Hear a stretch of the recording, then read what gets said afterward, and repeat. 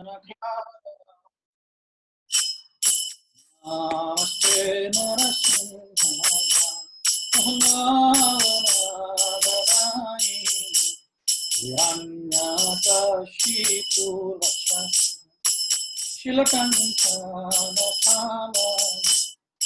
तो नरसिंह परतो नरसिंह इतो नरसिंह परतो नरसिंह इतो नरसिंह परतो नरसिंह यत्तो यत्तो यत्तो नरसिंह लहे नरसिंह हृदये नरसिंह लहे नरसिंह हृदये नरसिंह बहे नरसिंह हृदये नरसिंह नरसिंहनामधे शरणं प्रपद्ये तव करकमलवरे नमः अद्भुत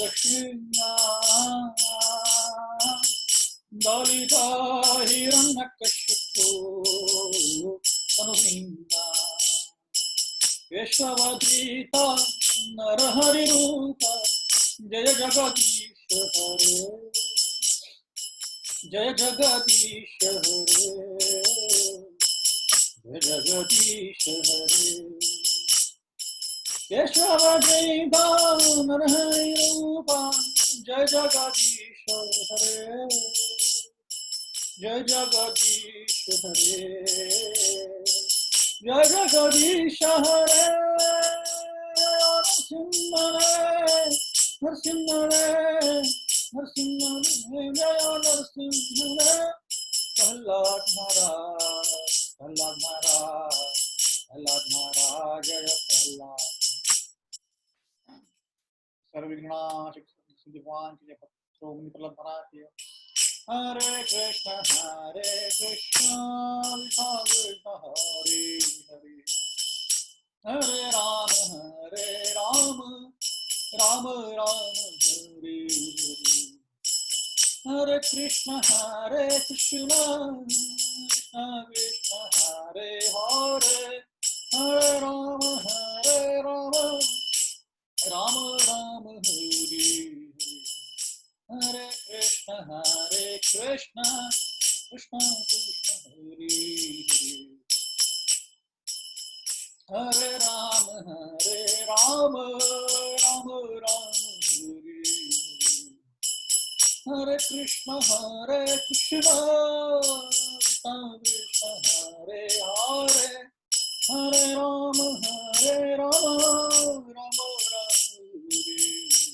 हरे हरे कृष्ण कृष्ण कृष्ण कृष्ण हरे हरे हरे राम राम राम राम हरे हरे हरे कृष्ण कृष्ण हरे हरे हरे राम राम राम हरे हरे कृष्ण कृष्ण कृष्ण हरे हरे हरे राम राम राम हरे हरे कृष्ण कृष्ण कृष्ण हरे हरे हरे राम राम राम हरे कृष्ण कृष्ण कृष्ण हरे हरे हरे राम राम राम हरे हरे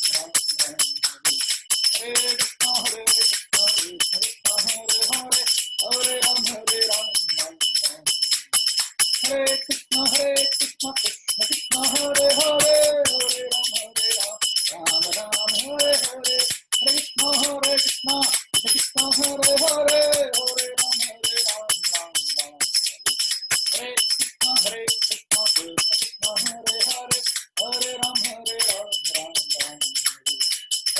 कृष्ण कृष्ण कृष्ण हरे हरे हरे राम राम राम हरे कृष्ण कृष्ण कृष्ण हरे हरे हरे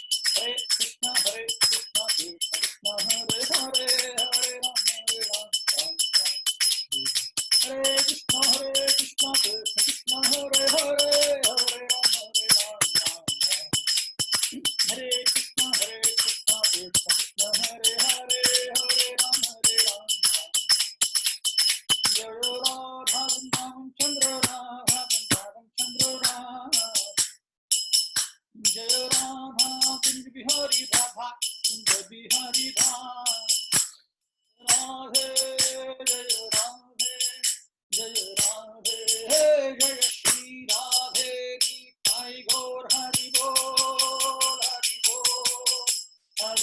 निताई गौर हरि बोल। जय जय प्रभुपाद प्रभुपाद जय जय प्रभुपाद जय जय गुरुदेव गुरुदेव गुरुदेव जय जय गुरुदेव। प्रणाम संकीर्तन की जय। ओम अज्ञानतिमिरन्धस्य ज्ञानाञ्जनशलाकया चक्षुरुन्मिलितं येन तस्मै श्रीगुरवे नमः। श्रीचैतन्यमनोभीष्टं स्थापितं येन भूतले स्वयं रूप कदा मह्यं ददाति स्वपदान्तिकं। वन्देऽहं श्रीगुरु श्रीयुतापदकमलं श्रीगुरुं वैष्णवांश्च श्रीरूपं साग्रजातं सहगणा रघुनाथान्वितं तं साद्वैतं सावधूतं परिजनसहितं कृष्णचैतन्यदेवं श्रीराधा कृष्णपादान् सहगणललिता श्रीविशाखान्वितांश्च। नमो विष्णुपादाय कृष्णप्रेष्ठाय भूतले श्रीमते भक्तिवेदान्त स्वामिनीति नामिने। नमस्ते सारस्वते देवे गौरवाणी प्रचारिणे निर्विशेष शून्यवादी पाश्चात्यदेशतारिणे। जय श्री कृष्ण चैतन्य प्रभु नित्यानंद श्री अद्वैत गदाधर शिवासादि गौर भक्तवृंद। हरे कृष्ण कृष्ण कृष्ण हरे हरे हरे राम राम राम हरे हरे।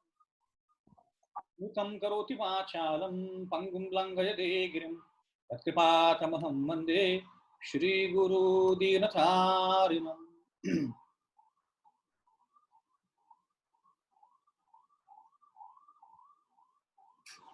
हरे कृष्णा। तो आप सभी का स्वागत है इस खास भागवतम कक्षा में, जहाँ पे हम नरसिम्हा चतुर्दशी के बारे में चर्चा करने वाले हैं। तो 25 तारीख को इस महीने में नरसिम्हा चतुर्दशी है। इसी दिन कई लाखों साल पहले नरसिम्हा भगवान प्रकट हुए थे, जो कृष्ण के अवतार हैं, और प्रहलाद महाराज को बचाने के लिए उन्होंने अवतार लिया था। तो उसके बारे में हम चर्चा करने वाले हैं। बहुत ही महत्वपूर्ण ये सेक्शन है भागवतम का। और जो नरसिम्हा भगवान हैं, ये बहुत महत्वपूर्ण अवतार माने जाते हैं। तो कृष्ण के जो अलग अलग अवतार हैं, उनमें से श्री राम भगवान और नरसिम्हा भगवान ये सबसे फेमस अवतार हैं। और उनका जो अवतार हुआ है वो कोई खास कारणों के लिए हुआ है। तो हम देखते हैं कि जो हमारा भागवतम है उसके 7वां स्कंद, 7th कैंटो, मैं यहाँ पे शेयर कर रहा हूँ। एक पूरा स्कंद, एक पूरा वॉल्यूम इस लीला के ऊपर लिखा गया है। इतना इसका महत्व है। पूरा अध्याय भी नहीं, कितने अध्याय यहाँ पे, लगभग 15 से 16 अध्याय हैं, 15 अध्याय हैं। पूरे 15 अध्याय इस लीला के लिए दिया गया है। इससे हम समझ सकते हैं कि इस लीला का कितना महत्व है और इसमें सीखने लायक बहुत कुछ है। तो हम प्रारंभ करते हैं इसके बैकग्राउंड से। तो ये जो छठा स्कंद है, जो 7वां स्कंद हम चर्चा कर रहे हैं, इसके पहला जो छठा स्कंद था, उसके अंत में सुखदेव गोस्वामी परीक्षित महाराज को अलग अलग क्या बोलते हैं उसको, लीनियज के बारे में बता रहे हैं। जैसे देवी देवताओं के जो माता पिता हैं उनके बारे में। तो कश्यप मुनि जो हैं वो ब्रह्मा के पुत्र हैं, और उनसे कई सारे उनको दक्ष प्रजापति के कई सारी लड़कियों से उनकी शादी हुई है। तो उसमें से प्रमुख है अदिति और दिति। और दिति से सारे जो राक्षस हैं, दानव हैं, वो पैदा होते हैं। और आदित्य से सारे जो देवता हैं वो पैदा होते हैं। जैसे इंद्र जो हैं वो आदित्य से पैदा हुए हैं, और बाकी भी देवी देवता उनसे आए हैं। तो ऐसे बहुत सारी उनकी बीवियां हैं कश्यप मुनि की, पर ये प्रमुख हैं दो। तो वहां पे चर्चा हो रही है कि सारे जो उनका लीनियज है उसके बारे में चर्चा कर रहे हैं सुखदेव गोस्वामी। अब उसी में हिरण्यकश्यप और हिरण्यक्ष का वर्णन आता है। तो सुखदेव गोस्वामी बोलते हैं कि दीति को ये 2 पुत्र हुए थे, और दोनों बहुत ही आक्रांता थे। पूरे दुनिया को, पूरे ब्रह्मांड को उन्होंने हिला के रख दिया था। इतनी उनकी शक्ति थी दोनों की कि पूरा दुनिया जो उनके सामने झुकता था। तो इतना बोल के सुखदेव गोस्वामी आगे बढ़ रहे हैं। तो फिर परीक्षित महाराज पूछते हैं और उसके बाद फिर बताते हैं सुखदेव गोस्वामी कि जो दीति है, इन दोनों को विष्णु भगवान ने मार दिया था। इसको हिरण्यकश्यप और हिरण्याक्ष को। तो दीति क्या करती है? दीति एक पुंसवन व्रत होता है, वो करती है। अपने पति को बोलती है कि मुझे ऐसा पुत्र चाहिए जो इंद्र को मारेगा। तो इंद्र क्यों मारेगा भाई? क्योंकि इंद्र जो है वो देवताओं के प्रमुख है स्वर्गलोक में। तो उनके लिए भगवान कई बार जन्म लेते हैं। जैसे नरसिंह भगवान के रूप में उन्होंने लिया, फिर वामन देव के रूप में लिया, फिर वराह के रूप में लिया। अलग अलग समय पे भगवान विष्णु कृष्ण क्या करते हैं? इंद्र को बचाने के लिए अवतार लेते हैं और वो इंद्र को बचाते हैं। तो दीति को लगता है, और इंद्र जो है वो कौन है? दीति की बहन का लड़का, और उसके जो लड़के हैं वो सारे मारे मारे जा चुके हैं, क्योंकि वो दानव है, वो भगवान को नहीं मानते हैं। तो इसलिए उसको लग रहा है कि ये इंद्र ही सभी का, विष्णु तो अच्छा है बट इंद्र ही जो है सभी का मूल है, इसी को मारना चाहिए। ऐसा करके वो व्रत करती है। उस व्रत का नाम होता है पुंसवन व्रत। और कश्यप मुनि को भी शौक होता है कि ये कैसे कैसे सोच सकती है। फिर भी वो ऐसा व्रत करने के लिए उसको बोलते हैं जिससे वो खुद शुद्ध हो जाए। ये उनका मूल उद्देश्य होता है। तो इसीलिए वो दीति अभी पूरा तरह से व्रत कर रही है। तो तब तो उस व्रत के बाद ऐसा होता है कि इंद्र जो हैं वो दीति के पेट में जाके उसके गर्भ के 49 टुकड़े कर देते हैं। क्योंकि उनको उतनी शक्ति है, तो अंदर जाते हैं और उसके 49 टुकड़े कर देते हैं। और 49 टुकड़े करने के बाद बाहर आते हैं, और वो सारे पुत्र जो है मरते नहीं है, वो एक ही गर्भ के वो 49 पुत्र होते हैं। उनका नाम मरुत होता है। मरुत, ये हवा जो चलती है वो सब कुछ मरुत हैंडल करते हैं। तो तो उन पत्रों के साथ साथ इंद्र भी, भगवान भी बाहर आते हैं। कहाँ से? दीति के पेट से। तो दीति को एकदम समझ में नहीं आता क्या चल रहा है यहाँ पे। फिर इंद्र क्या करते हैं, सब कुछ बोल देते हैं कि तुम मुझे मारने के लिए एक व्रत कर रही थी, इसलिए मैं यहाँ पे तुम्हारे बच्चों को मारने के लिए आया था।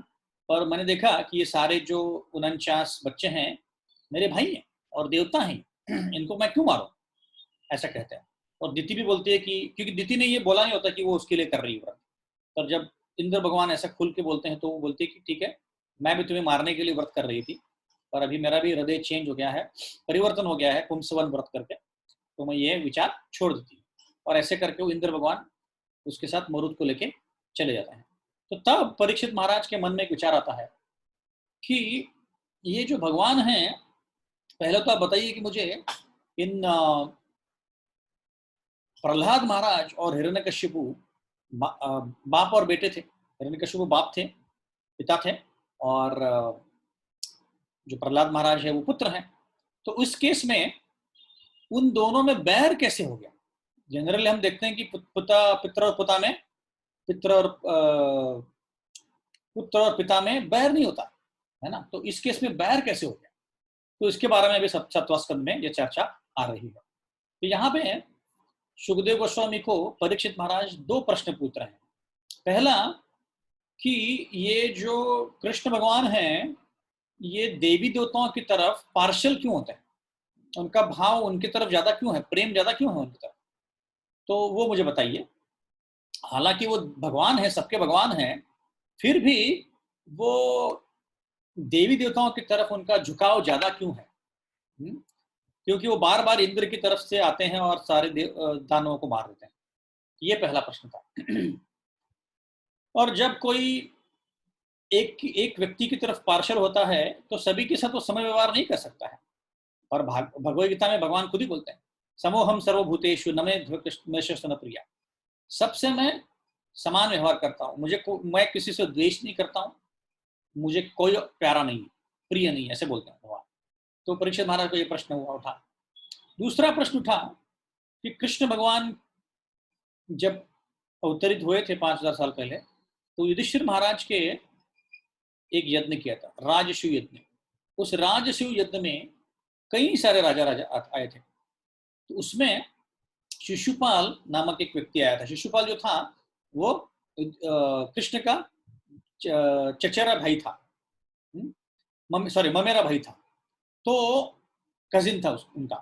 तो ये बचपन से ही उनका द्वेष करता था, बचपन से उनका द्वेष करता था। उसको एक्चुअली एक तीन आंखें थी उसके, जन्म से ही उसके तीन आंखें थी और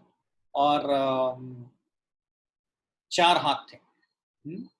तो जब पैदा हुआ तो सब लोगों को एकदम आश्चर्य लगा कि इसके तीन आंखें कैसे हैं और चार हाथ कैसे हैं, क्या है व्यक्ति, क्या बच्चा है, ऐसे कैसे हो गया। तो उनको कोई बताता कि जिस बच्चे के, जिसके गोद में जाके इसकी आंख निकल जाएगी और नॉर्मल बन जाएंगे, तो जैसे व्यक्ति होता है, तो उस व्यक्ति से इसकी मृत्यु होने वाली। तो उसकी माँ बहुत डर जाती है। तो एक दिन ऐसे कृष्ण भगवान उनके घर में जाते हैं, तो कृष्ण भगवान उसको गोद में लेते हैं, और जैसे ही गोद में लेते हैं तो शिशुपाल के आंख और हाथ निकल जाते हैं, मतलब नॉर्मल हो जाता है। तो उसकी माँ को बहुत परेशानी होती है, अरे कृष्ण, तुम उसको मारने वाले हो, तो मैं तुमसे विनती करती हूँ कि तुम उसको मत मारो, उसका मृत्यु मत करो, क्योंकि मेरा बेटा है ये, मेरा प्यारा बेटा है। क्योंकि बचपन से ही, जब से शिशुपाल पैदा होता है, तब से वो कृष्ण की घृणा करने लगता है, द्वेष करने लगता है। तो इसकी माँ बोलते कि मत मारो उसको। तो कृष्ण बोलते कि ठीक है, मैं उसको जब तक नहीं मारूंगा, तब तक नहीं मारूंगा जब तक ये मेरे एक ही स्ट्रेच में, एक ही समय में 100 से ज्यादा अपमानास्पद शब्द नहीं बोलेगा। जब तक 2, 3, 4, 100 तक बोलेगा, तब तक मैं माफ करूंगा, और जिस दिन मुझे 100 से ज्यादा बोलेगा, उस दिन मैं उसको मार डालूंगा। तो उसकी माँ उसको रोज, उसको, उसकी जो माँ है शिशुपाल को याद करती थी, मत, तू मत द्वेष कर, मत द्वेष कर, मत बोल उसको कुछ, ऐसे उसको कोई ना कोई तो रोज याद दिलाता है कि तू मत कर ऐसे। तो पर वो रोज उन कृष्ण भगवान को कुछ न कुछ तो द्वेष भरे शब्द बोलता रहता है, उसके मुंह में और कुछ नहीं कृष्ण भगवान के लिए द्वेष होता है। तो यही है कोई भी नास्तिक व्यक्ति का स्वरूप। नास्तिक व्यक्ति का जो स्वरूप होता है, ये होता है कि भगवान को दोष करता है। कोई अच्छा ना हुआ, भगवान का दोष, कुछ बुरा हो गया, भगवान का दोष। ऐसे शिशुपाल था। तो एक दिन युधिष्ठिर महाराज राजसूय यज्ञ कर रहे हैं, उसमें सारे राजा महारथी आए हैं, शिशुपाल भी आए हैं, और कृष्ण भगवान जो है सबके प्रमुख हैं। वहां पे एक्चुअली प्रमुख व्यक्ति की पूजा की जाती है as a part of the sacrifice.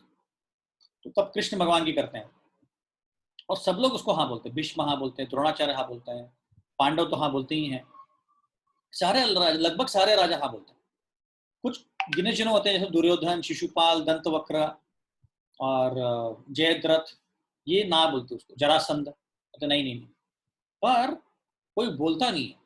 पर जब सैक्रिफाइस खत्म होते आता है, जब यज्ञ खत्म होते आता है, तब क्या करता है शिशुपाल, वहां पे खड़े होके भगवान कृष्ण को गाली देना चालू करता है। ऐसी गाली देता है, ऐसी गाली देता है, कुछ कुछ इधर उधर देखता नहीं है। तो ग्वाला है, चोर है, तेरी कोई जात नहीं है, ऐसा है वैसा है, बहुत कुछ बोलता है। अब ये जो नास्तिक व्यक्ति होते हैं, उनको भगवान में भी दोष दिखते हैं।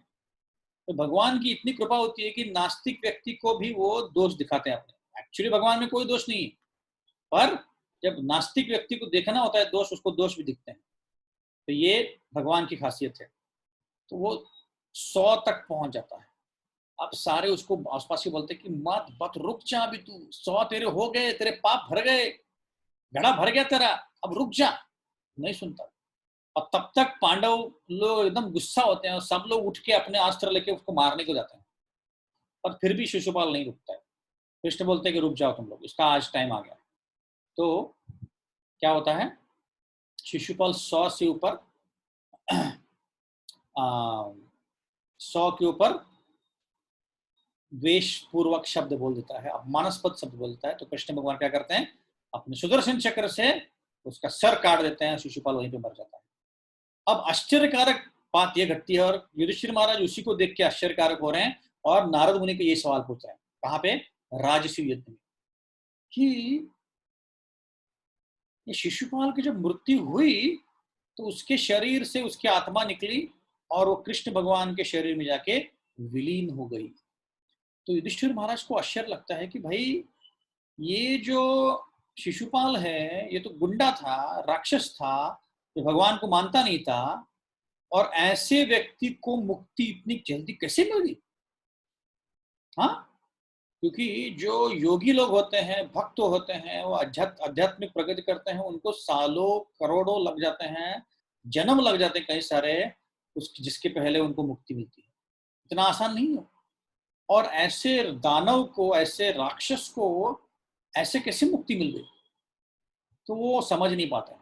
वो बोलते कि वेन नामक एक राजा था, गुंडा था वो भी, उसको तो नरक जाना पड़ा, फिर शिशुपाल को मुक्ति कैसी मिल गई, ये मैं समझ नहीं पा रहा।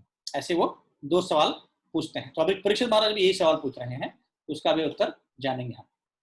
तो सुखदेव गोस्वामी परीक्षित महाराज को बोलते हैं कि बहुत सुंदर प्रश्न पूछे तुमने, बहुत सुंदर प्रश्न पूछे। क्योंकि जितना वक्ता अच्छा होना चाहिए, वैसे ही सुनने वाले अच्छे होने चाहिए। उन्होंने भी इतने अच्छे प्रश्न पूछने चाहिए कि प्रवक्ता को लगेगा वाह, मजा आ गया। हाँ? तो सुखदेव गोस्वामी बोलते हैं कि बहुत अच्छा प्रश्न पूछा है तुमने। ऐसे प्रश्नों से, क्योंकि हम अभी कृष्ण भगवान के लीलाओं के बारे में चर्चा करने वाले हैं, ऐसे प्रश्नों से ही इस दुनिया के सारे दुख दर्द मिटने वाले। क्योंकि भगवान की लीलाओं का, उनके नाम का, उनके गुणों का वर्णन जितना ज्यादा होगा, उतना ज्यादा इस दुनिया का भार कम हो जाएगा। इस दुनिया में जो कष्ट है वो कम हो जाएगा। तो अभी सुखदेव गोस्वामी बता रहे हैं कि पहला प्रश्न उन्होंने पूछा था परीक्षित महाराज ने कि भगवान कृष्ण पार्शल हैं कि नहीं। दूसरा प्रश्न पूछा, पार्शल नहीं है तो शिशुपाल मुक्ति को कैसे पा गया? क्योंकि उसको सायुज्य मुक्ति मिली। सायुज्य मतलब विलीन होना, ब्रह्म कृष्ण भगवान में विलीन होना। उसको सायुज्य मुक्ति कैसे मिल गई भाई, बताओ जरा। तो अभी सुखदेव गोस्वामी बता रहे हैं कि कृष्ण भगवान जो है ये तीनों गुणों से परे हैं। सत्वगुण, रजोगुण, तमस गुण, इन तीनों के गुणों से परे हैं। उनको ये तीन गुण बिल्कुल भी कवर नहीं करते हैं, जैसे हमको करते हैं। कभी कभी हमको गुस्सा आता है, कभी कभी बहुत नींद आती है, कभी कभी कुछ करने की इच्छा होती है। ये तीनों अलग अलग गुण हैं, इसमें हमें अलग अलग प्रकार के हमारे शरीर के ऊपर, हमारे मन के ऊपर वो काबू होता है। और भगवान के ऊपर इन तीनों गुणों का असर बिल्कुल नहीं होता है, ये बता रहे हैं। वो अजय है। अजय मतलब उनका जन्म नहीं होता है, अजय है। और उनका कभी भी भौतिक शरीर नहीं होता है। जब अवतार लेते हैं उनका भौतिक शरीर नहीं होता है। वो भले ही एक सामान्य व्यक्ति की तरह पेश आते हैं, पर उनका कभी भौतिक शरीर नहीं होता है। इसीलिए तीन गुण जो है भगवान को छू नहीं सकते। तो अभी एक्चुअली क्या होता है कि जब ये गुण होते हैं हमने, तीन गुण, भौतिक गुण, सत्व रजस तमस, तभी कोई व्यक्ति ये बोलता है ये मेरी फैमिली है, ये मेरा मित्र है, वो मेरा दुश्मन है, वो अच्छा नहीं है। ड्युअलिटी बोलते हैं, द्वंद्व। द्वंद्व में व्यक्ति कब होता है? जब ये तीनों गुणों का उसके ऊपर असर होता है। ये तीनों गुणों का असर अगर नहीं हो तो वो शुद्ध भक्त होता है, तो भगवान होता है। जिस केस में वो द्वंद्व को मानता नहीं है, द्वंद्व उसको दिखता नहीं है। सिर्फ भौतिक लोगों को ये द्वंद्व दिखता है कि मेरा है, मेरा नहीं है, ऐसे। और ये तीनों गुणों का प्रभाव अलग अलग समय में अलग अलग होता है। जैसे सुबह के समय में सत्वगुण का प्रभाव होता है, सुबह सूर्योदय तक सत्वगुण का स्वभाव होता है। इसीलिए हम लोग को बोला गया है आचार्यों ने कि सुबह उठ के सूर्योदय होने के पहले आपका जप खत्म कीजिए, या जो भी आध्यात्मिक चीजें कर रहे हैं हम लोग उसको पहले खत्म कीजिए। इसलिए सुबह उठ के जप करने का बहुत बड़ा महत्व है। तो इसीलिए सुबह के समय में सत्वगुण होता है। आप देखेंगे कभी भी सुबह के समय कोई भी व्यक्ति पब में नहीं जाता है, दारू नहीं पीता है, क्योंकि सुबह के टाइम जो होता है अच्छा होता है। अब आजकल तो लोग रात भर तक दारू पीते हैं, वो बात अलग है। और दोपहर के समय सूर्योदय होने से सूर्यास्त तक क्या होता है? रजस होता है। तब मतलब लोगों को कुछ करने की इच्छा होती है। और रात को तमस होता है, मतलब सोने की इच्छा होती है। ऐसे ऐसे एक दिन में होता है। और वैसे भी समय समय से इस भूतल में भी अलग अलग गुणों का प्रभाव होता है। जब सत्व गुण प्रभावित होता है तब देवी देवताओं की विजय होती है दानवों के ऊपर। जब रजस प्रभाव होता है, दानवों की विजय होती है देवी देवताओं के ऊपर। और जब तमस प्रभावित होता है तब राक्षस एक्टिव होते हैं। तो दानव और राक्षस में फर्क ये है कि वो अलग अलग कैटेगरी के होते हैं। दानव मतलब जो भगवान को नहीं मानते, असुर। सुर मतलब जो भगवान को मानते हैं, जिनके भगवान में जो सुर मिलाते हैं वो सुर होते हैं, जो सुर नहीं मिलाते वो असुर होते हैं। तो ये असुर लोगों में भी अलग अलग कैटेगरीज हैं, दानव, राक्षस, पिशाच, ऐसे बहुत सारे कैटेगरीज हैं, डिपेंडिंग अपॉन उनका कॉन्शियसनेस कितना लोवेस्ट है। तो राक्षस कैटेगरी के लोग जो होते हैं दानवों से थोड़ा कम, ज्यादा तमस ज्यादा होता है उनका, वो लोवेस्ट होते हैं, उनसे भी अलग होते हैं, पिशाच होते हैं, ऐसे अलग अलग प्रकार के 7 अलग अलग प्रकार के राक्षसों का प्रकार होता है। तो ऐसे ऐसे गुणों का अलग अलग प्रभाव होता है। तो एक व्यक्ति कैसे अपना जीवन जीता है, उसके हिसाब से हम समझ सकते हैं कि उसके ऊपर भगवान का कितना प्रभाव पड़ा, उसको भगवान ने कितनी दया की है। ये हम उसके जीवन से जैसे शीला प्रभुपाद गए थे 70 साल की उम्र में 1965 में यूएस चले गए थे, वहाँ पे वो किसी को जानती भी नहीं थी। वहाँ पे जाके उन्होंने प्रचार किया, भगवद गीता का प्रचार किया, और यहाँ इस दुनिया धरती को छोड़ने के पहले उनके 108 मंदिर थे पूरे दुनिया भर में, बहुत सारे कंट्रीज में।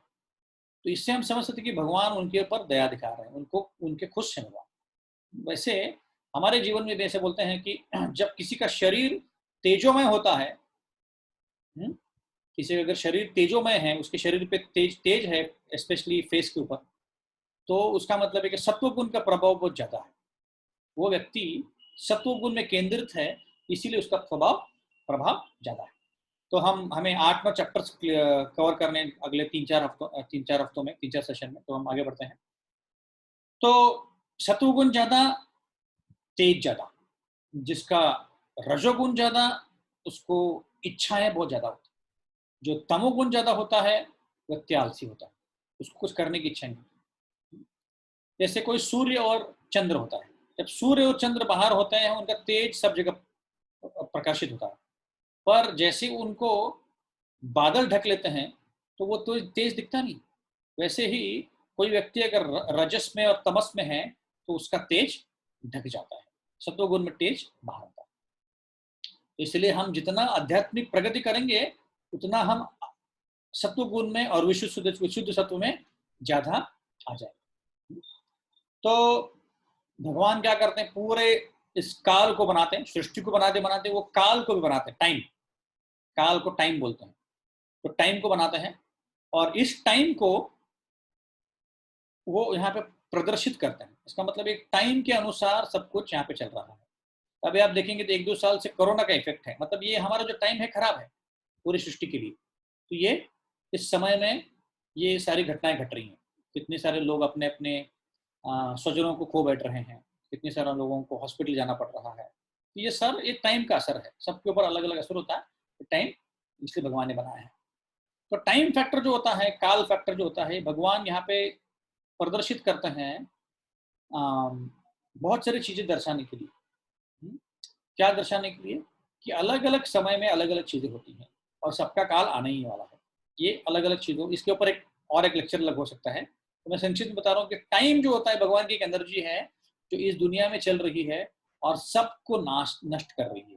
काल मतलब भगवान, अहम कालोस्मी बोलते भगवान भगवद गीता में, मतलब मैं काल के स्वरूप में आता हूँ, बोलते ना कभी कभी कि वो काल मुन अलाव था, तो काल के स्वरूप में कोई आया था, इसका मतलब उसकी मृत्यु आई थी। एनीवेज, तो अभी भगवान नारद मुनि राजसूय युद्ध में युधिष्ठिर महाराज से चर्चा कर रहे हैं और बता रहे हैं शिशुपाल के बारे में। तो मैंने बताया शिशुपाल के बारे में कि शिशुपाल जो थे उनका जो आत्मा है भगवान कृष्ण के रूप में विलीन हो गया। तो ऐसी मुक्ति मिलना तो बहुत मुश्किल होता है। तो भगवान नहीं, युधिष्ठिर महाराज पूछ रहे हैं नारद मुनि उनको कैसे मुक्ति मिल गई भाई, क्या हुआ क्या उनको। जैसे वेद नामक एक राजा था, जैसे मैंने बताया पहले, वो अंग नामक राजा का पुत्र था। बचपन में ही जैसे ही उसका जन्म हुआ उसने क्या किया, आसपास के बच्चों को मारा चालू कर दिया। उसका खेल ही ये था, क्या करता था वो, बच्चों के साथ खेलने जाता था और उनके साथ खेलने के बाद उसको मार देता। ये उसका खेल ही था, क्योंकि वो राक्षसी प्रवृत्ति का था। और जो अंग था, अंग एकदम शुद्ध भक्त था, कृष्ण भगवान का शुद्ध भक्त था। तो उसको इतना खराब लड़का कैसे पैदा हुआ, क्योंकि उन्होंने ऐसी लड़की के साथ शादी की थी जो काल की लड़की थी, यमराज से कनेक्टेड था उसका, तो इसीलिए वो ऐसे बन गया। तो एनीवेज फिर बाद में उसको राज्य दिया गया, क्योंकि अंग महाराज वहां से चले गए और उसने हाहाकार मचा दिया। तो ब्राह्मण ने उसको मार दिया। कभी टाइम मिलेगा तो हम और कोई समय में इसको विस्तार से बताएंगे। पर उसकी मृत्यु हो गई और फिर उसको उसके शरीर से पृथु महाराज और उनकी पत्नी का जन्म हुआ, जो कि भगवान कृष्ण के अवतार थे, शक्तावेश अवतार थे। पर वेन को कहाँ जाना पड़ा? नरक जाना पड़ा। और दूसरे जीवन में उसके एक जगह रह रहा था वो, बंगाल में कहीं, तो उसको लेप्रेसी हुआ दूसरे जन्म में, क्योंकि उसने इतना सारा अत्याचार किया था। तो अभी युधिष्ठिर महाराज पूछ रहे हैं कि भाई शिशुपाल जो था गुंडा है, राक्षस है, और उसको आप कृष्ण भगवान उसको मुक्ति दे रहे हैं और वेन को तो मुक्ति नहीं मिला, ऐसे कैसे? तो कृष्ण नारद मुनि यहाँ पे बता रहे हैं, जनरली जो व्यक्ति भगवान की निंदा करता है, भगवान के भक्तों की निंदा करता है, उसको उसको रिएक्शन भुगतना पड़ता है। उसको लेप्रेसी होती है, कोई रोग होता है, या तो उसको जीवन में सब कुछ गड़बड़ चलता है, ऐसा होता है। क्योंकि भगवान को अगर कोई निंदा करता है, उनके भक्तों की निंदा करता है, उसका रिएक्शन तो उसको मिलने ही वाला। हाँ? तो नारद मुनि बता रहे हैं कि भगवान जो कृष्ण जो हैं, उनको ये अच्छी चीजें बोलना, बुरी चीजें बोलना, इसका कुछ फर्क नहीं पड़ता। कोई उनको बुरा बोल रहा है, उनको इज्जत दे रहा है, उनकी पूजा कर रहा है, इससे उनको कुछ फर्क नहीं पड़ता, क्योंकि वो द्वंद्व से परे हैं। हमें अगर हमारे कोई तारीफ करता है कि आनंद तुम बहुत अच्छे बोलते हो, तुम ये करते हो, तो मैं एकदम खुश हो जाऊंगा, कोई भी खुश हो जाए। पर अगर मुझे कोई बोलता है कि नहीं, तो बकवास बोलता है, तुझे कुछ पता ही नहीं है, कुछ भी बोलते रहते हैं, तो मुझे बुरा लगेगा। वैसे भगवान का नहीं है। भगवान को कोई अच्छा बोले, बुरा बोले, कुछ फर्क नहीं पड़ता, क्योंकि वो गुणों से परे हैं, गुणों से परे हैं भगवान, इसीलिए। और हम क्या करते हैं? हम शारीरिक स्तर पे खुद को समझते हैं कि मैं ये शरीर हूँ, तो मुझे कोई बोलेगा मोटा है, तू बूढ़ा हो गया, तेरे बाल सफेद हो गए, ये वो, तो हमें बुरा लगता है, अरे मुझे ऐसा बोला उसने। पर भगवान, क्योंकि वो शरीर नहीं है, आध्यात्मिक शरीर उनका, उनको कुछ फर्क नहीं पड़ता। तो शिशुपाल ने जब उनको गुस्सा किया तो उनको कुछ फर्क नहीं पड़ा, पर क्योंकि वो गुंडा था, उसको मारना जरूरी था, इसलिए उसको मार दिया। और उसके ऊपर उन्होंने क्या किया? उसके ऊपर कृपा की। क्या कृपा प्री? तो हम अभी जानने जा रहे हैं। तो अगर कोई राक्षसों को भगवान खुद मारते हैं, या राक्षस उनको कुछ बुरा भला कहते हैं, तो भगवान के लिए रखी हो। कोई भक्त उनके लिए प्रार्थना करते हैं, राक्षस उनके लिए कुछ बुरा भला बोलते हैं, भगवान को कुछ फर्क नहीं पड़ता, वो इन सबसे परे हैं। तो अभी हम एक श्लोक रिसाइट करेंगे, बहुत महत्वपूर्ण श्लोक है, पहले अध्याय का। जिनके पास भागवतम में खोल सकते हैं, तो जिनके पास नहीं है ऑनलाइन देख सकते हैं। पहले अध्याय के 26वें श्लोक हम पढ़ेंगे, बहुत महत्वपूर्ण श्लोक है ये।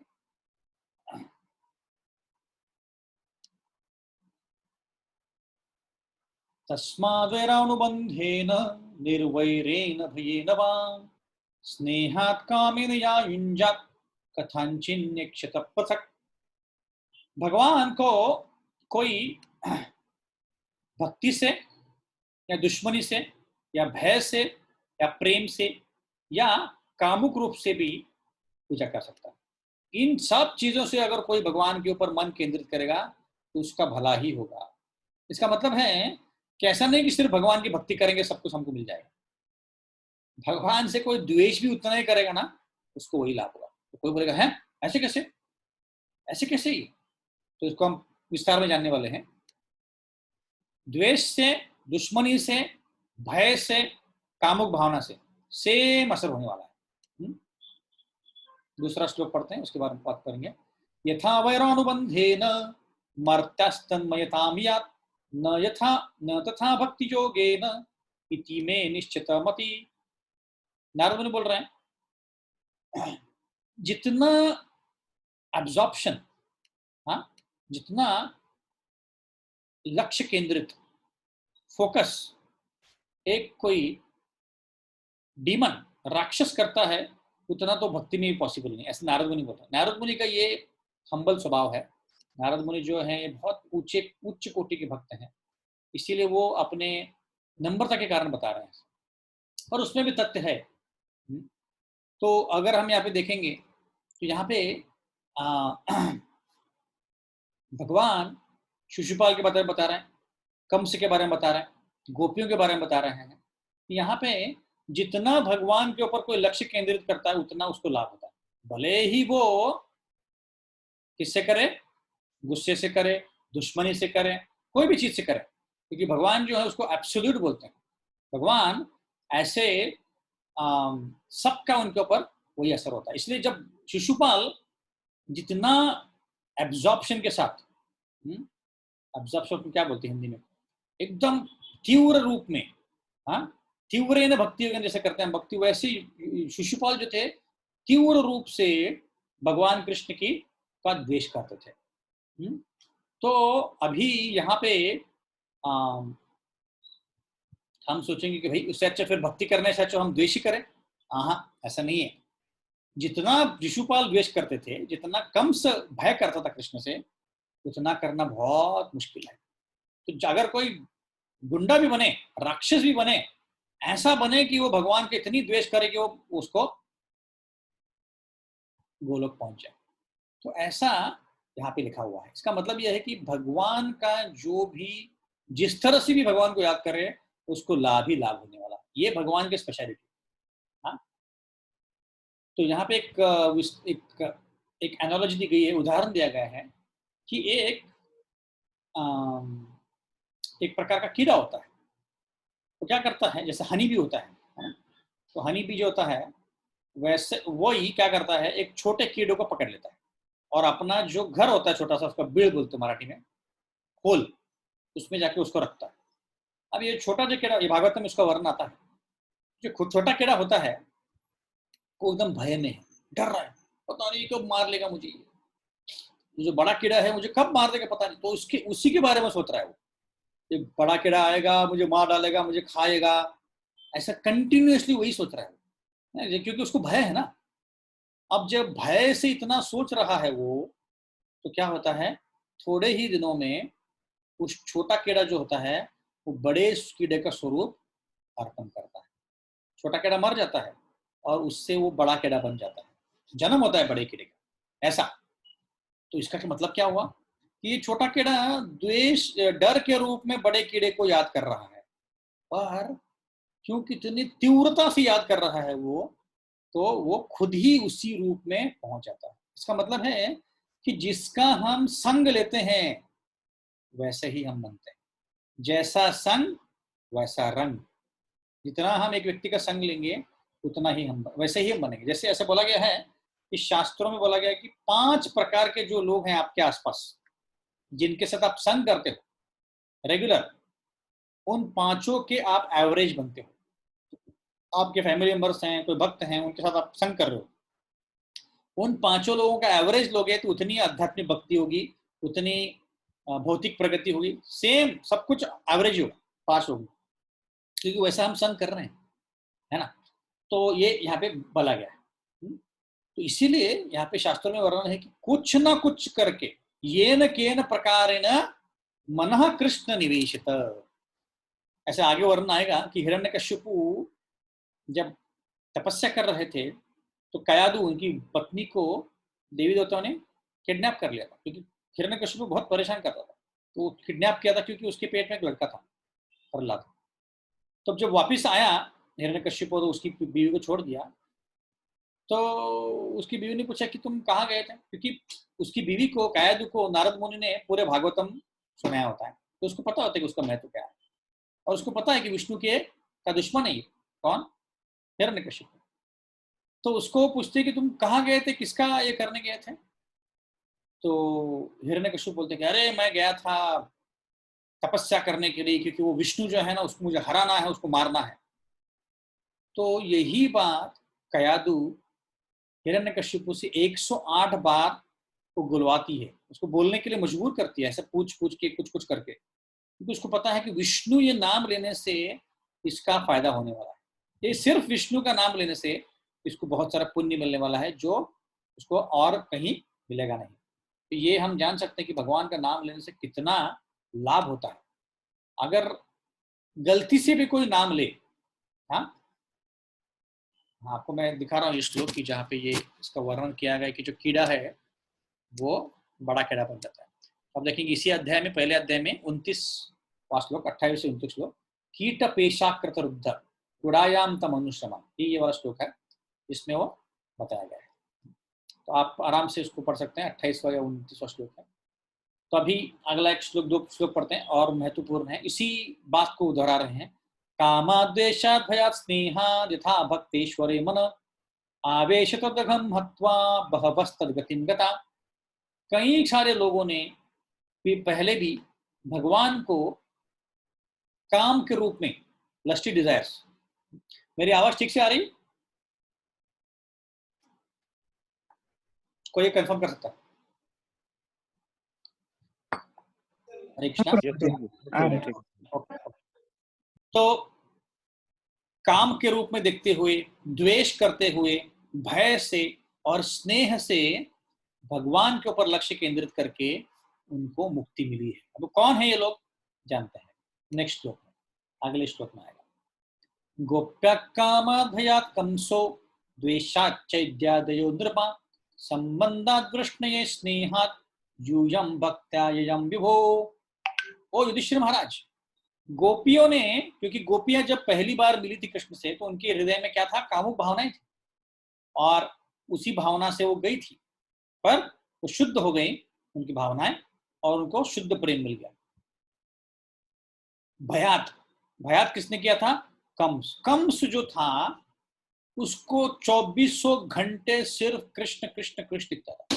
खाने बैठता तो प्लेट में कृष्ण, बाथरूम जाता था कृष्ण, पानी पीता था पानी में कृष्ण, सब जगह उसको कृष्ण कृष्ण कृष्ण दिखता था, क्योंकि उसको डराया गया था आकाशवाणी से कि देवकी का 8वां पुत्र तुम्हारा काल बन के आने वाला है। तो उसको हमेशा दिमाग में था, अरे 8वां पुत्र कृष्ण मुझे मारने आने वाला है, तो इसलिए वो डर रहा था, कंटिन्यूसली डरता था। द्वेषाद, द्वेषाद कौन, चेदी नरेश। चेदी नरेश कौन है, शिशुपाल, जो इसकी हमने चर्चा कर रहे हैं। और संबंधाद वृष्ण स्नेहाद, संबंध में उनके साथ नाता जोड़ के किसने किया था, यदुज ने। क्या किया, भगवान की भक्ति को प्राप्त किया, भगवान के दया को प्राप्त किया। तो अभी यहाँ पे अलग अलग प्रकार की मुक्ति होती है। तो मुख्य प्रकार के 5 मुक्ति होती हैं, सायुज्य, सालोक्य, सामीप्य, सरूप्य और साष्टी। सायुज्य मतलब क्या, जो व्यक्ति भगवान के शरीर में या ब्रह्म ज्योति में जाके विलीन होता है उसको बोलते हैं सायुज्य, मतलब सायुज्य, विलीन होना। दूसरा होता है सालोक्य। सालोक्य मतलब जहां भगवान रहते हैं उसी लोक में रहना। अभी जैसे भूलोक है हमारा, यहाँ पे भगवान रहते तो यहाँ पे रहना, उसको बोलते हैं सालोक्य। तीसरा है सामीप्य। सामीप्य मतलब भगवान के आसपास रहना, जैसे अर्जुन जो है हमेशा भगवान के आसपास रहता है, कोई भी लीला करेंगे भगवान उनको लेके जाए, उसको बोलते हैं सामीप्य। चौथा है सारूप्य। सारूप्य मतलब भगवान का जैसा रूप होता है वैसे उनको रूप मिलेगा। जैसे वैकुंठ में जाएंगे आप, तो जाएंगे मतलब अगर हम भक्ति अच्छे से करेंगे तो जा पाएंगे। तो वैकुंठ में सारे लोगों को 4 हाथ हैं और उनका वर्ण भी कृष्ण जैसा ही है, और वो कपड़े भी वैसे ही पहनते हैं, सेम कृष्ण जैसे डिट्टो दिखते हैं, सिर्फ उनमें कुछ कुछ फर्क है। जैसे वो माला नहीं पहनते, वैजयंती माला, उनके छाती पे शिवात्स का सिंबल नहीं है, ऐसे कुछ कुछ डिफरेंसेस है, बट अदरवाइज सब कुछ सेम दिखते हैं। तो हो गया सारूप्य। और साष्टी मतलब भगवान का जो ऐश्वर्य है वैसे ऐश्वर्य को पाना। तो ये 5 प्रकार की मुक्ति है, मैं रिपीट करता हूँ। सायुज्य मतलब उनके साथ विलीन होना, सालोक्य मतलब उसी लोक पे रहना, सामीप्य मतलब भगवान के इर्द गिर्द रहना, अर्जुन का मैंने उदाहरण दिया, सारूप्य मतलब वैसा ही रूप पाना, और सारष्टी मतलब उनके जैसा ऐश्वर्य पाना। तो ये 5 प्रकार की मुक्तियां हैं। तो जो जनरली जो भक्त होता है वो सायुज्य मुक्ति नहीं पाता, उसको नहीं चाहिए होता, क्योंकि उसको अलग से रहना है, भगवान की सेवा करनी, उसको मर्ज वर्ज नहीं होना। पर शिशुपाल क्या हो गया, शिशुपाल जाके मर्ज हो गया। क्यों हुआ है अभी हम जानेंगे इसके बाद। तो नारद मुनि बता रहे हैं कि बहुत बहुत सालों पहले 4 कुमार थे, 4 छोटे छोटे बच्चे थे, ब्रह्मा के पुत्र हैं, एकदम 2 साल के लड़के हैं, नंगे घूमते हैं, कपड़े वपड़े नहीं पहनते। तो जब उनका जन्म हुआ था तो ब्रह्मा जी ने उनको बोला कि आप अभी शादी कर लो और बड़े होकर बच्चे पैदा करो। तो उन्होंने बोला कि नहीं, हमें ऐसे ब्रह्मचर्य रहना है, ये 2-4 साल का ही रहना है, और हम बड़े नहीं होंगे। अब उनको पॉसिबल है क्योंकि ब्रह्म के पुत्र हैं। तो ब्रह्मा जी बहुत गुस्सा हो गए, और जब गुस्सा हुए तो उनके सर से रुद्र पैदा हुए। कौन, शिव जी। तो अभी ये जो 4 कुमार थे ज्ञान में एकदम आगे हैं, उनका ज्ञान अफलातून है, सब कुछ ज्ञान है उनका, सारे वेद उनको पता है। तो एक बार वो वैकुंठ चले जाते हैं। अब वैकुंठ में अलग अलग प्रकार के दरवाजे हैं, अलग अलग लेवल के दरवाजे हैं। तो जब आखिरी दरवाजे तक पहुंचते हैं तो वहां पे 2 उनको गेट के ऊपर मिलते हैं, जय विजय। आप अगर यहाँ पे इस्कॉन के मंदिर में आएंगे तो बालाजी के मंदिर के सामने एकदम बाहर 2 4 हाथ वाले ऐसे खड़े हैं। कौन है वो? जय विजय, उनके गार्ड हैं वो खड़े थे। तो उन्होंने देखा कि बच्चे आए हैं, बच्चों यहाँ पे क्या कर रहे हो, जाओ अपने बड़ों के लेके आ जाओ, ये तो तुम्हारे लिए ये जगह नहीं है। क्योंकि उनको लगा कोई बच्चे हैं ऐसे कैसे आ गए गलती से। तो जो कुमार थे वो गुस्सा हो गए, क्योंकि ये भगवान के भक्त हैं और एकदम एलिवेटेड सोल्स हैं। तो उनको श्राप दे दिया कि तुम एकदम एक कर्मी व्यक्ति के जैसे, जो भौतिक जगत में रहता है उसके जैसे तुम बिहेव कर रहे हो, तुम्हें अभी, तुम तुरंत ही अभी भौतिक जगत में जाओ। तो तब विष्णु वहाँ पे आते हैं, उनसे माफी मांगते हैं कि अरे मेरे गार्ड्स ने आपका अपमान किया है तो मैं माफी मांगता हूँ। तो उनको वो चॉइस देते हैं कि आपको 7 जन्म लेने पड़ेंगे एज अ भक्त, या तो 3 जन्म लेने पड़ेंगे, या तो ऐसे एज अ दानव। हाँ, तो आपको क्या लेना है? तो वो बोलते हैं कि हमें जल्दी से जल्दी वापस वैकुंठ आना है, तो हम 3 जन्म लेंगे। तो इसीलिए वो 3 जन्म उन्होंने लिए। पहले जन्म में वो थे हिरण्यकश्यप हिरण्याक्ष, दूसरे जन्म में वो थे रावण और कुंभकर्ण, और तीसरे जन्म में थे वो शिशुपाल और दंतवक्र। और एक्चुअली वो चौथे जन्म में भी आए थे, और उस केस में नहीं थे। अभी चैतन्य महाप्रभु की लीला में वो जय जगाई मधाई करके आए थे, वो खुद से आए थे क्योंकि उनको लीला में पार्ट लेना था। तो ऐसे ये जय विजय जो है वो वैकुंठ से आए हैं, हिरण्यकश्यप और हिरण्यक्ष बन के। हाँ, तो शिशुपाल जो थे जिनका शरीर कृष्ण भगवान के शरीर में आके विलीन हो गया आत्मा, वो कौन थे? जय विजय में सी थे। इसीलिए वो शरीर में जाके विलीन हो गए, क्योंकि उनको और एक उनको वापस वैकुंठ जाना ही था, इसीलिए ऐसा हुआ। तो ये वर्णन कर रहा हूं। तो अभी हिरण्यकश्यप और प्रहलाद का वर्ण आता है। तो अभी दूसरे अध्याय में वर्ण आता है कि वराह भगवान जो है, हिरण्यकश्यप और हिरण्याक्ष का जन्म होता है, और दोनों ही बहुत नालायक हैं, क्योंकि ये राक्षस थे। एक्चुअली जब दिति और कश्यप मुनि का जो संभोग हुआ था तो रात का समय था और वो समय ठीक नहीं था। तो भगवान ने कश्यप मुनि को बोला था कि टाइम अच्छा नहीं है, अभी सब भूत पिशाच घूमते रहते हैं, और शिव जी जो हैं ऐसा देखते रहते हैं कि कहाँ मैं अपने भूत पिशाच को ऐसे शरीर में छोड़ दूं। तो तभी उनका जन्म होता है, किसका? हिरण्यकश्यप और हिरण्याक्ष का। और जब पेट में दोनों दोनों जुड़वे थे, जब पेट में वो दोनों थे तो पूरे सृष्टि में अंधकार छा गया था, लाइट था ही नहीं। तो सबने पूछा क्या हो गया भाई? तो बोले कि हिरण्याक्ष और हिरण्यकश्यप जन्म लेने वाले हैं, राक्षस। तो वो जन्म लेते हैं और फिर दोनों शक्तिशाली हैं। तो उसमें से जो हिरण्याक्ष है वो क्या करता है, धरती को लेता है, इतना बड़ा है कि धरती को गोले के जैसे लेके वो गर्भोदक समंदर में वो नीचे डुबो देता है। तो आपको सब पता है कि गर्भोदक समंदर के ऊपर गर्भोदक्षाई विष्णु जो है वो तैर रहे हैं। अब उस विष्णु से पेट से ब्रह्मा जी आए हैं और उनके नीचे सब पानी है, तो उस पानी के अंदर उसको ढकेल देता है। कौन? हिरण्याक्ष भूमि देवी, भूमि को। अब सबसे नीचे जाके वो भूमि बैठती है, मतलब जो एक्चुअल अर्थ है। अभी सारे देवी देवता बोलते हैं, अरे ब्रह्मा जी बोलते कि कुछ करो भगवान, आप कुछ करो, ये धरती जो है अंदर चले गई पानी के अंदर। तो तभी ब्रह्मा जी के नाक से एक छोटा सा क्या बोलते हैं, सुअर आता, सुअर, पिग, इतना सा होता है, बहुत छोटा। और जैसे ही वो बाहर आता है उसका साइज बढ़ता है, इतना बड़ा होता है, इतना बड़ा, और बड़ा होता है, पूरी ब्रह्मांड इतना हो जाता है, बहुत बड़ा होता है। सब लोग हैरानी से देखते हैं। और ये जो सुअर है ऐसा कोई साधारण सुअर नहीं है। ये सुअर जो है, मैं आपको पिक्चर दिखाता हूँ, ये पूरे उसके शरीर पे आभूषण हैं और सब जगह उसके अच्छे अच्छे कपड़े पहने हैं, तो बहुत सुंदर है ये, ऐसा कोई साधारण सुअर नहीं। तो ये जन्म लेता है और वो हिरण्याक्ष के साथ फाइटिंग करता है। ये कोई तो भागवतम के कक्षा में आएगा तो हम उसके बाद चर्चा करेंगे, पर अभी संक्षिप्त में चर्चा करते हैं। तो वहां पे वो सुअर जो है उसकी फाइटिंग होती है हिरण्याक्ष से, और हिरण्याक्ष को वो मार देते हैं। कौन? वराह भगवान। यहाँ पे देख सकते हैं। तो हिरण्याक्ष को मारने के बाद अब हिरण्यकशिपु जो बड़ा भाई है वो एकदम दुखी हो जाता है, एकदम नाराज हो जाता है, बोलता है कि मेरे छोटे भाई को मार दिया, कौन है ये विष्णु? ऐसे करके वो सब जगह घूमता है विष्णु को देखने के लिए, बट वराह भगवान गायब हो जाते हैं। हाँ, अभी हिरण्यकशिपु अभी अपने अपने पैलेस में आया है, महल में आया है। उसने पूरा स्वर्ग को अपने कब्जे में ले लिया है। उसकी इतनी शक्ति है कि देवी देवता वहां से सब भाग गए हैं। देवी देवता अपना सब घर बार सब छूट छोड़ के अपने अपने घर को, घरदार को छोड़ के ऐसी जगह जाके छुपे हैं कि जहाँ पे कोई उसको पकड़ नहीं सकता, एकदम छुपे रूप में वहां पे बैठे हैं। तो हिरण्यकशिपु जो है सब जगह तांडव मचा रहा है।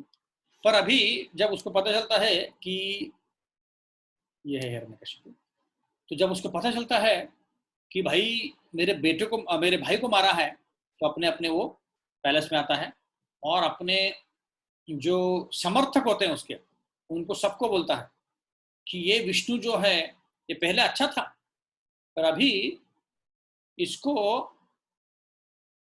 इन देवी देवताओं ने फुसला दिया है।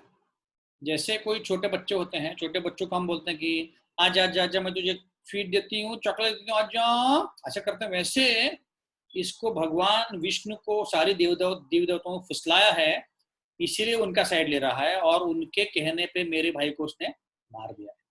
जैसे छोटे भाई को फुसलाते हैं वैसे फुसलाया, पहले अच्छा था ही ऐसे बोलता है। तो अपने सारे जो समर्थक है उनको वो बता रहा है। ओके, तो अभी एक 7वां 8वां श्लोक पढ़ते हैं, बहुत सुंदर श्लोक है ये।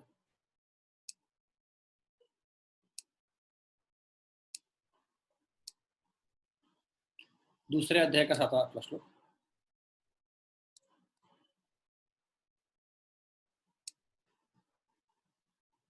देखो यहाँ पे क्या बोल रहा है। भगवान जो है अपना खुद का जो स्वरूप छोड़ के सबके साथ उन्होंने सम व्यवहार करना चाहिए, और उसको छोड़ के क्या कर रहे हैं वो माया के अंधकार में आके, इल्यूजन में आके क्या कर रहे हैं वो छोटे बच्चे की तरह दूसरे देवी देवता को वो साइड ले रहे हैं, ऐसे बोल रहा है। तो अभी क्या होता है वो फिर क्या करता है, सारे अपने समर्थकों को बोलता है कि जाओ तुम पृथ्वी के ऊपर, और जहां जहां यज्ञ हो रहा है, जहां जहां भगवान का पूजा हो रही है विष्णु की, सबको मार दो, सब बंद कर दो, सबको जला डालो, ऐसे सबको बोलता है। क्योंकि जो भूमि है ये ब्राह्मणों का कल्चर जो है उसके कारण चल रही है। जहां ब्राह्मणों का कल्चर है वहां पे सब फूलेगा, अच्छा रहेगा, सब नंदनवन रहेगा वहां। और ये ब्राह्मणों का जो कल्चर है ये भगवान विष्णु को खुश करने के लिए किया जा रहा है। सब यज्ञ जो हो रहा है भगवान को खुश करने के लिए किया जा रहा है। इसलिए वहां पे जाओ और सबको मार डालो, सबको जला डालो, मैं जाके विष्णु को मार के आता हूँ, ऐसे सबको वो बोलता है। अगर हम सबको मार डालेंगे, सब यज्ञ बंद करेंगे, तो देवी देवता को अपना अपना जो यज्ञ का जो पार्ट होता है वो मिलेगा नहीं, और वो भी भूखे मर जाएंगे। तो आप लोग जाओ सब लोग। तो ये लोग सब जाते हैं, गुंडे होते हैं पहले ही, तो क्या करते हैं वो सब जगह आग लगा देते हैं। जहां जहां गायों का रक्षा किया जा रहा है, जहां जहां ब्राह्मण रहते हैं, सब जगह आग लगा देते हैं, पूरी तरह से जला देते हैं और सबको मारना चालू कर देते हैं।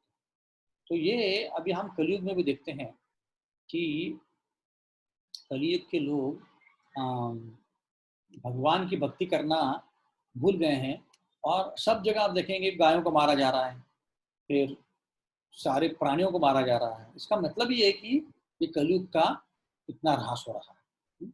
यहाँ पे देखते हैं कि शहरों में, गाँवों में, जहाँ जहाँ गाय रहती हैं, गार्डन्स हैं, सब जगह वो लोग आग लगा रहे हैं। जहाँ पे अच्छे अच्छे लोग रहते हैं सब सब जगह आग लगा रहे हैं। और कुछ कुछ जो ब्रिजेस थे सब तोड़ रहे हैं, दीवारों को तोड़ रहे हैं। सब जो अलग अलग प्रकार के पेड़ हैं जो आम देते हैं, अलग अलग प्रकार के फल फूल देते हैं, सबको जला रहे हैं। और ये सब होने के कारण सब लोग अपने अपने घरों से भागे जा रहे हैं। तो ये एक दानव जाति का, राक्षसी जाति का एक लक्षण है कि भगवान की भक्ति करने वालों को वो करने नहीं देते। तो इसीलिए हम देखते हैं कि ये मॉडर्न सोसाइटी में भी जो लोग दूसरों को भक्ति नहीं करने देते हैं वो सुर नहीं असुर है, असुर व्यक्ति को होते हैं। और ये आजकल मॉडर्न उसमें बहुत ज्यादा हो रहा है। तो हिरण्य हिरण्यकशिपु क्या करता है फिर? हिरण्याक्ष के जो भी आखिरी संस्कार है वो कर देता है और फिर अपने जो उसके सहचर हैं, उसके भाई की जो बीवी है, उसकी माँ जो है दीति, उसके बेटे जो हैं, उन सबको अभी कहानी बता रहा है। तो हम देखेंगे कि यहाँ पे हिरण्यकश्यप एकदम जो हम भगवद गीता का फिलॉसफी समझाते हैं, डिट्टो फिलॉसफी बता रहा है। आपको लगेगा कि अरे ये भगवद गीता कैसे आ गया यहाँ पे हिरण्यकश्यप के मुंह से, डिट्टो। तो यहाँ पे क्या बोल रहा है? अपने स्वजनों को बोल रहा है कि किसी की मृत्यु, 20वां श्लोक, किसी की मृत्यु के ऊपर हमने ऐसे शोक नहीं करना चाहिए, क्योंकि हीरो था ये व्यक्ति, मेरा भाई जो था हीरो था। हाँ, तो अभी बता रहा, देखो देखो मेरी माँ कि कोई रेस्टोरेंट में पानी पीने के लिए जाता है, खाना खाने के लिए जाता है, तो कई सारे लोग इकट्ठा आते हैं, तो फिर वो खाना खाते हैं, पानी पीते हैं और अपने अपने मार्ग को चले जाते हैं। हाँ, वैसे ही अलग अलग प्रकार के जीव एक साथ आते हैं अपने फैमिली में, कुछ सालों के लिए रहते हैं और जब मृत्यु होता है तो अपने अपने जगह चले जाते हैं। जो आत्मा होता है वो आत्मा ही सब कुछ है, वो शरीर में रहता है, उसकी मृत्यु नहीं होती है, ये अमर है, इसको मारा नहीं जा सकता, इसको जलाया नहीं जा सकता। हाँ, और क्योंकि ये भौतिक चीजों से कनेक्टेड नहीं है, अलग अलग जगह जाता है। हाँ, तो एग्जैक्टली दूसरे अध्याय का जो श्लोक है एग्जैक्ट आपको देखेंगे, जैसे पानी के ऊपर हवा की तरंगों से ऐसा लगता है कि जो पेड़ खड़ा है वो पेड़ हिल रहा है पानी की रिफ्लेक्शन में, और एक्चुअली में पेड़ नहीं हिल रहा है। वैसे ही हमारा जो मन है हमको अलग अलग चीजों का भास करा रहा है, एक्चुअली में ऐसे कुछ नहीं हो रहा है। तो जब मन का भास होता है और जो सारे गुण हैं अपने जीव के ऊपर केंद्रित होते हैं, तो हमें फिर लगता है कि मैं शरीर हूं या मैं मन हूं और मेरे ऊपर क्या हो रहा है, ऐसे वैसे। तो अभी यहाँ पे इतनी अच्छी फिलॉसफी दे रहे हिरण्यकश्यप को, इसलिए अरे भक्त है ये तो। पर यहाँ पे गड़बड़ है। रावण भी जो था ब्राह्मण था, उसकी फिलॉसफी एकदम पक्का थी, सब वेद जानता था, पर प्रॉब्लम क्या था? वो भगवान को मानता नहीं था और उसका जो मन में थियरी क्लियर थी, प्रैक्टिकली वो भगवान को मानता नहीं था, ये उसका प्रॉब्लम था। तो अब ये 2-3 कथाएं बताने वाला है। ये इतना कथा बोल के हम खत्म करेंगे तो दूसरा अध्याय खत्म हो जाएगा, तो कल से हम तीसरे अध्याय को प्रारंभ करेंगे। कल से मतलब अगले हफ्ते से। कथा बता रहा है कि एक उशीनाराम नामक एक राज्य था। उस राज्य में एक राजा रहता था, उसका नाम था सुयज्ञ। सुयज्ञ, तो इस सुयज्ञ राजा जो था ये एक युद्ध होता है, तो इस युद्ध में वो मर जाता है और उसी युद्ध भूमि पे वो लेटा हुआ है, उसके शरीर पे सब जगह वो अलग अलग धूल पड़ी है, और क्योंकि वो युद्ध कर रहा था उसके दांत जो हैं ओठों में घुस गए ऐसे है? और उसकी आंखें ऐसे बंद हैं। तो उसकी जो रानियां हैं उस युद्ध भूमि में पहुंच जाती हैं और उसको बिलक बिलक के, उसको पकड़ पकड़ के रोना शुरू करती है, एकदम हाय हाय करके, हाय रे दैया, हाय रे नसीब, तुम्हें कोई बिल्कुल भी दया नहीं है। ये जो राजा था इतना अच्छा राजा था, अब हम किसकी तरफ देख के जिंदा रहेंगे? हम ये जो पूरा राज्य है वो कौन चलाएगा? हम तुम्हारे दया से ही चल रहे थे। ऐसा करते करते एकदम जोर जोर से रोने लगे, इतना जोर से रोने लग गए कि उनकी जो चीख है, उनका जो रोना है यमराज तक पहुंचता। और अभी सुबह होके, सुबह वो मृत्युमुखी हुआ था, शाम होने की आती है, शाम हो रही है। अब शास्त्रों में वर्णन है कि सुबह अगर कोई मरता है तो उसको शाम के पहले दफनाया जाना चाहिए, पर शाम होने के बावजूद भी ये रानियां हिलने के लिए तैयार नहीं। तो उसको जो बाकी लोग बोलते हैं कि हटिए प्लीज, हमें उनका दफन करना है, तो नहीं, उनको जलाना है। तो नहीं, हम अपने राजा को कैसे छोड़ सकते हैं, कहाँ छोड़ के हमें चले गए, ऐसे करते थे वैसे करते थे, हाय रे नसीब, ये तुम क्या कर रहे हो, तुमको समझ में नहीं आता है क्या, वगैरह वगैरह कुछ भी बोलते हो। क्योंकि जब किसी को दुख होता है तो व्यक्ति कुछ भी बोलता है। तो तब क्या होता है, वहां एक छोटे बालक के रूप में यमराज खुद पहुंच जाता है और फिर उनको समझाना चालू करता है। बोलते हैं, अरे ये देखो क्या समय आ गया है, मैं छोटा बच्चा हूँ, मैं दर दर भटक रहा हूँ, और मुझे पता है कि जब कोई शरीर छोड़ के जाता है तो व्यक्ति वापस नहीं आता है। ये जो राजा अभी गुजर गया है ये तो कहीं और चले गया, उसको और एक जन्म मिल गया, वो वहां पर रह रहा है। तो ये रानियां इसके ऊपर इतना क्यों शोक कर रही हैं? कब से मैं सुन रहा हूँ, एक दिन पूरा हो गया अभी तक शोक कर रही हैं। ये कौन सी पद्धति है? अब जब कोई छोटा बच्चा बोलता है, फिलोसफी देता है, तो सब लोग सुनते हैं ना, तो सुन रहे हैं क्या बोल रहा है। हाँ, तो वो बोलता है कि जैसे कोई पैसा कोई रास्ते में गिर जाता है किसी का, हाँ, तो अगर भगवान चाहेंगे तो वो पैसा उस व्यक्ति को वापस मिलेगा। पर कितने से सारे साहूकार होते हैं, वो अपने ही घर में बहुत सारा पैसा छुपाते हैं और उसको लॉकर वॉकर में लगाते हैं, ताला लगाते हैं, फिर भी वो पैसा चोरी हो जाता है।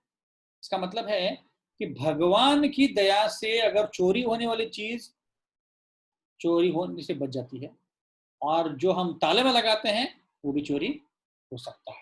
राखी कृष्णा मारे कृष्णा राखी के। अगर भगवान की इच्छा है तो हमें कौन मारेगा, अब भक्त को कौन मारेगा? और भगवान की इच्छा नहीं है या भगवान की इच्छा मारने की है तो उसको कोई बचा नहीं सकता। तो ऐसे बता रहा है। तो अब वो क्या बोल रहा है कि जिस राजा की तुम बात कर रहे हो रानियों, उस राजा को तो आपने जाना ही नहीं है, क्योंकि आप लोग उसके शरीर से बात कर रहे थे। जो राजा था वो तो उसका आत्मा था, वो तो इस शरीर से कब का निकल गया। इसका मतलब आपने पूरी जिंदगी भर इस आत्मा को, इस राजा को देखा ही नहीं, उसके बाहरी कवरिंग को देखा है और उसी को आप अपना राजा मान रहे हो। तो इतना सारा बहुत सारा फिलॉसफी देता है। अभी उसके बाद एक वो भी कथा बता रहा है। अभी हिरण्यकश्यपु अपने स्वजनों को एक कथा बता रहा है। अब उस कथा में और एक कथा है। तो पहले हम देखते हैं कि सुखदेव गोस्वामी परीक्षित महाराज को बता रहे हैं, उनके स्टोरी में नारद मुनि युधिष्ठिर महाराज को बता रहे हैं, उनके स्टोरी में हिरण्यकश्यपु स्वजनों को बता रहे हैं, और हिरण्यकश्यपु के स्टोरी में यमराज उन रानियों को एक कथा बता रहे हैं। क्या कथा बता रहे हैं कि एक बार एक हंटर था, वो अलग अलग जगह शिकारी था, जंगल में अलग अलग जगह जाके वो अपना जाल बचाता था और उसमें वो पंछियों को पकड़ रहा था। तो एक बार ऐसे ही उसने जाल बिछाया था और वहां पे दो कुलिंगा पक्षी थे, कुलिंगा बोलते हैं उसको। तो कुलिंगा पक्षी आए और उनमें से एक पक्षी को, जो फीमेल पक्षी थी, उसको जाके वहां पे दाना चुगना था। तो वो क्या किया उसने, वो गई और दाना चुगना उसने चालू कर दिया, और जैसे ही दाना चुगना चालू कर दिया उसके पैर अटक गए उस नेट के अंदर और वो फंस गई। अब ये जो मेल कुलिंगा था वो बैठा था पेड़ के ऊपर।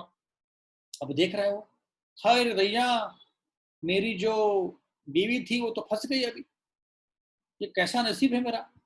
नसीब, अभी सेम जो रानियां बोल रही ये भी वही बोल रहा है कि नसीब कैसा है कि ये हमारे छोटे छोटे बच्चे हैं, अब अगर ये मर जाएगी तो हमारे बच्चों को कौन खिलाएगा, ये सही नहीं है। ऐसे करके वो पुलिंगा जो पक्षी है रोना चालू कर देता है। नहीं जानता है कि बाजू में ही शिकारी खड़ा है और मेरा भी नंबर लग सकता है, पर ऐसे ही होता है। उसको देख के वो रोना चालू कर देता है। नहीं जानता है कि बाजू में शिकारी है, तो शिकारी उसको बांध चलाता है, उसको भी मार डालता है, तो दोनों की मृत्यु हुई। अब यही कथा यमराज बता रहा है कि जैसे वो कुलिंगा पक्षी था, मेल पक्षी, पुरुष पक्षी, वो अपने मृत्यु को नहीं देख रहा था, अपनी बीवी की मृत्यु के ऊपर रो रहा था, उसको ये नहीं पता कि मेरी मृत्यु भी आने वाली है। वैसे ही आप लोग ये नहीं जानते कि आपका भी समय आने वाला है। जो गुजर चुका उसके ऊपर रोने के बजाय आप अपना जीवन, आपको आगे बढ़ना चाहिए, ऐसे बोल के वो निकल जाता है। और ये कथा सुन के सारी बीवियों को पता चलता है कि हमें क्या करना चाहिए, तो वो राजा को छोड़ देते हैं और राजा का अंत विधि करके वो निकल जाता है। तो यहाँ तक अब हिरण्यकश्यप ने स्टोरी बताया है। अब हिरण्यकश्यप अपने स्वजनों को बता रहे हैं कि देखिए, उस पक्षी की तरह, उस रानी की तरह हमने रोना नहीं चाहिए। अब हिरण्याक्ष है, वो चले गया, स्वर्ग चले गया, उसके बारे में रोके उसको बुरा नहीं करना है हमको। हमें क्या करना है, हमें लड़ाई करना। तो अगला सेक्शन हम अगले गुरुवार को चर्चा करेंगे, कैसे हिरण्यकश्यपु एकदम शक्तिशाली बनता है, और फिर देवी देवता उसके बारे में क्या करते हैं, ध्रुव महाराज, प्रहलाद महाराज कब पैदा होते हैं, और उनके क्या क्या विशेष गुण हैं, ये हम अगले सत्र में चर्चा करेंगे। किसी को एक प्रश्न है?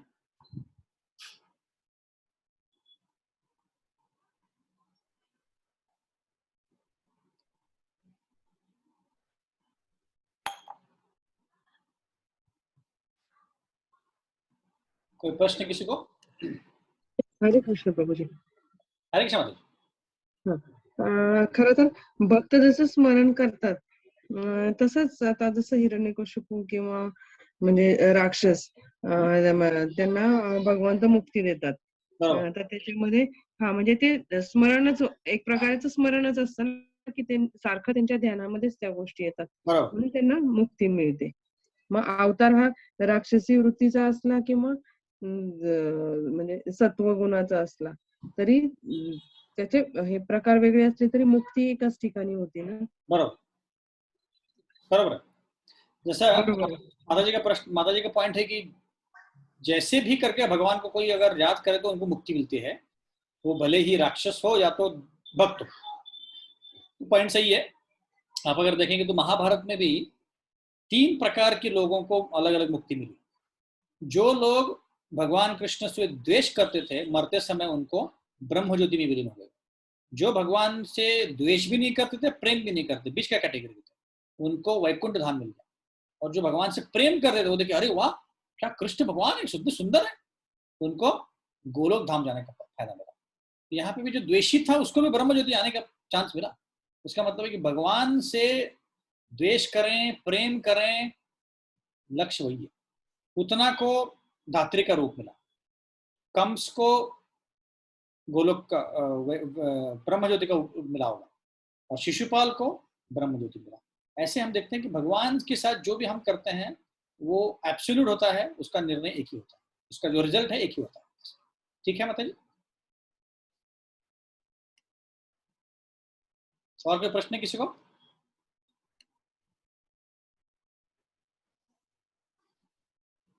हरे कृष्ण प्रभु जी. यस माता जी. प्रभु जी, अगर जो ब्रह्म ज्योति में विलीन हो जाते हैं तो क्या वो उनका पुनर्जन्म होता है, वो पुनः इस धरती पर आते हैं? यस, आते हैं, क्योंकि ब्रह्म ज्योति में आनंद नहीं है. आनंद पाटिल नहीं आनंद नहीं है. मतलब क्या कि वहां पे सिर्फ सत चित है, मतलब वहां पे शांति शांति है सिर्फ, और वहां पे ज्ञान है, और आनंद नहीं है, वैरायटी नहीं है. जैसे हम लोग यहाँ पे सेवा करते हैं या वैकुंठ में अलग अलग प्रकार की सेवाएं हैं, अलग अलग प्रकार के चीजें हैं, वैसे वैरायटी नहीं है, और भगवान के साथ आदान प्रदान नहीं है. तो ये जो व्यक्ति होता है वो ज्यादा दिन वहां पे रह नहीं सकता है. तो व्यक्ति जो है वो वहां से वापस भूतल पे आता है, और यहाँ पे आके फिर क्या करता है, वो यहाँ पे आके फिर सोशल काम करता है, ऑर्फनेज खोलता है, हॉस्पिटल खोलता है, ऐसा कोई काम करता है, क्योंकि उसका जो मन है वो शुद्ध हो गया है, पर प्रेम उत्पन्न नहीं हुआ उसको, इसीलिए यहाँ पे वो करता है. इसीलिए हमने ब्रह्म ज्योति का या लिबरेशन का सोचना नहीं चाहिए, हमें सिर्फ भक्ति करके वैकुंठ या गोलोक वापिस जाने का सोचना. ठीक है माता जी? तो प्रभु जी, अगर ऐसे मतलब जो लोग आते हैं दोबारा पृथ्वी पर तो अच्छे काम करते, तो क्या उनमें वो कृष्ण भक्ति होती है? धीरे धीरे कब होती है, जब को अगर कोई शुद्ध भक्त से मिलते हैं तब उनमें वो कृष्ण भक्ति उत्पन्न होती है, अपने आप से नहीं होगी. कृष्ण भगवान की अगर दया हो, कोई भक्तों की दया हो, तो उससे वो भक्त बन जाते हैं, और तब वो भक्ति कर सकते हैं, अपने आप से नहीं करेंगे. ठीक है? थैंक यू प्रभु जी. हरे कृष्ण. और कोई प्रश्न है किसी को?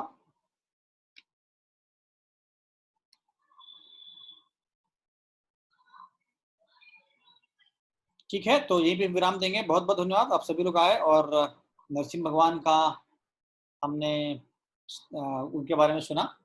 तो जिनके पास भागवतम है तो प्लीज पढ़िए, 7वां स्कंद बहुत सुंदर है, और जिनके पास नहीं है ऑनलाइन भी पढ़ सकते हैं आप लोग, ऑनलाइन भी लिंक दिया हुआ है vedabase.in.